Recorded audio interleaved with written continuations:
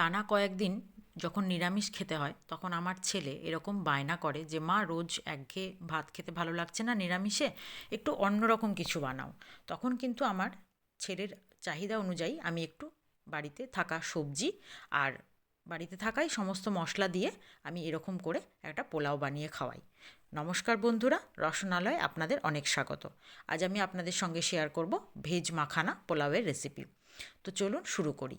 তার জন্য আমি প্রথমে এখানে 750 গ্রাম গোবিন্দভোগ চাল নিয়েছি, যেটাকে ভালো করে ধুয়ে এখন ছাকনায় করে জলটা ঝরতে দিয়েছি। আপনারা চাইলে কিন্তু এটা অবশ্যই বাসমতি চাল দিয়েও করতে পারেন।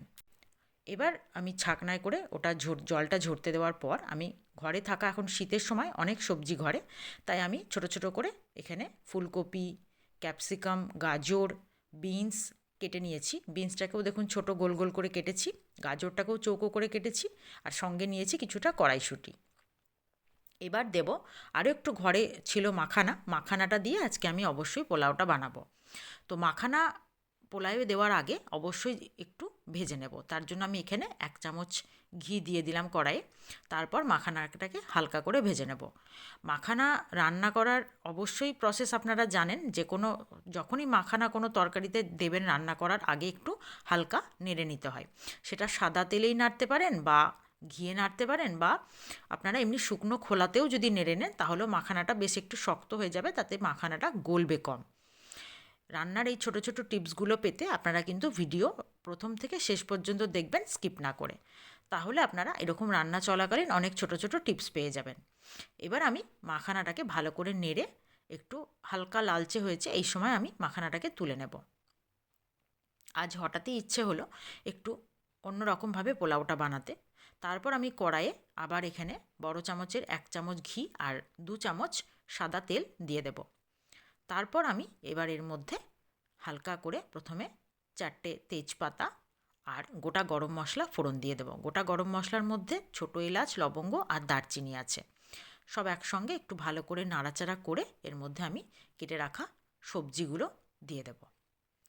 প্রথমে ফুলকপিটা দেব। ফুলকপিটা একটু ভাজতে সময় লাগে, তাই নতুন পুরনো সকল বন্ধুকে আমার ভিডিও দেখার জন্য অসংখ্য ধন্যবাদ। আর যে সকল বন্ধুরা এখনও আমার চ্যানেলটি সাবস্ক্রাইব করেননি তারা প্লিজ আমার চ্যানেলটি সাবস্ক্রাইব করে দেবেন, ভালো ভালো রেসিপি পেয়ে যাবেন। আর ফেসবুক পেজ থেকে যে সকল বন্ধুরা আমার ভিডিওটি দেখছেন তারা অবশ্যই আমার পেজটি ফলো করে দেবেন। এবার আমি কথা বলতে বলতে কিছুটা আদা একটু গ্রেট করে নিলাম। আর আজকে আর আদাটা বেটে দেবো না, গ্রেট করলেই প্রায় বাটা মতন হয়ে যায়, তাই গ্রেট করেই দিয়ে দেবো। আর এবার ফুলকপিটা ভাজার সঙ্গে আমি এর মধ্যে গাজর আর বিনসটাও দিয়ে দিলাম। গাজর আর বিনসটা যেহেতু একটু শক্ত, ভাজতে সময় লাগে, তাই ওটা আগে দিলাম, ক্যাপসিকামটা পরে দেব। সব ভালো করে হালকা করে নেড়ে এবার আমি ওর মধ্যে ক্যাপসিকাম আর কড়াইশুঁটিটাও দিয়ে দেবো।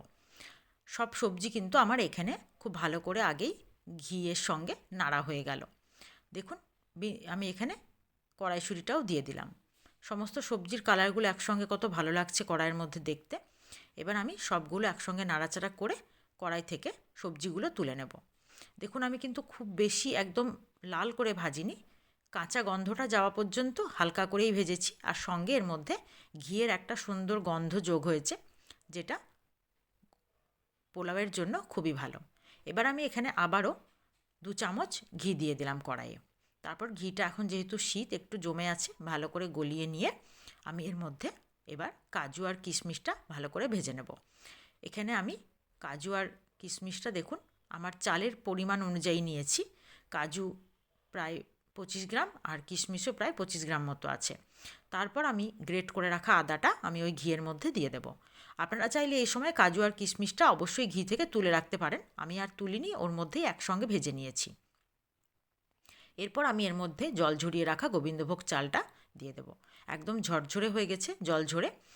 আপনারা অবশ্যই, কিন্তু আমি আগেও বললাম, আপনারা চাইলে এটা বাসমতি চাল দিয়েও করতে পারেন, একদম সেম হবে আর রান্নার প্রসেসও সেমই থাকবে।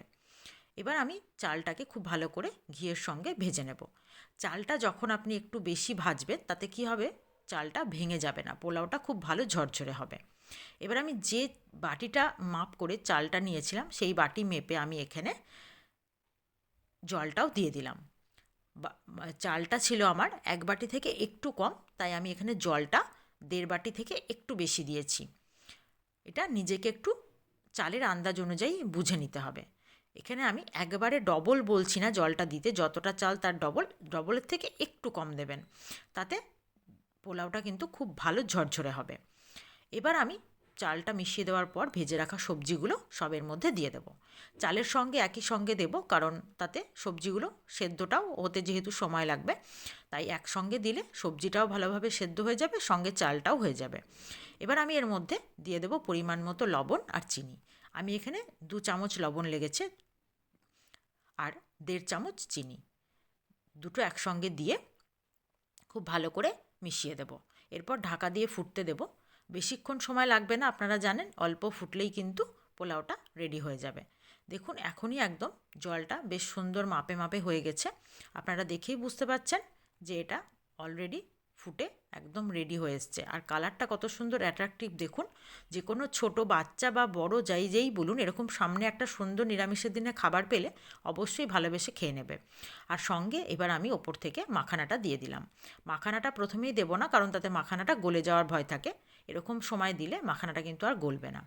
এবার আপনারা একবার আপনাদেরকে নেড়ে দেখিয়ে দিই যে এটা কতটা ঝরঝরে হয়েছে। দেখেই বুঝতে পারছেন একটা চালও কিন্তু ভাঙেনি, একদম সুন্দর ঝরঝরে। এবার ওপর থেকে আমি এর আরেকবার ঘি দিয়ে দেব।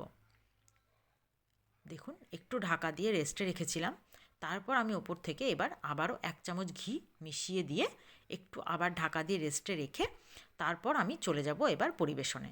আপনারা অবশ্যই নিরামিষের দিনে এরকম একটা সুন্দর ভেজ মাখানা পোলাও বাড়িতে বানিয়ে সবাইকে পরিবেশন করে খাওয়ান। আশা করি সকলের খুব ভালো লাগবে আর খুব তৃপ্তি করে খাবে। আমি এর সঙ্গে নিরামিষের দিনে আপনারা ছানা বা পনির যে কোনো কিছু তৈরি করে নিতে পারেন। আমার রেসিপি ভালো লাগলে অবশ্যই লাইক, শেয়ার ও কমেন্ট করবেন, আর অবশ্যই আমাকে জানাবেন আপনাদের কেমন লেগেছে। আমি এর সঙ্গে ছানার ডালনা দিয়ে শেয়ার করেছি। আজ এই পর্যন্তই, ধন্যবাদ।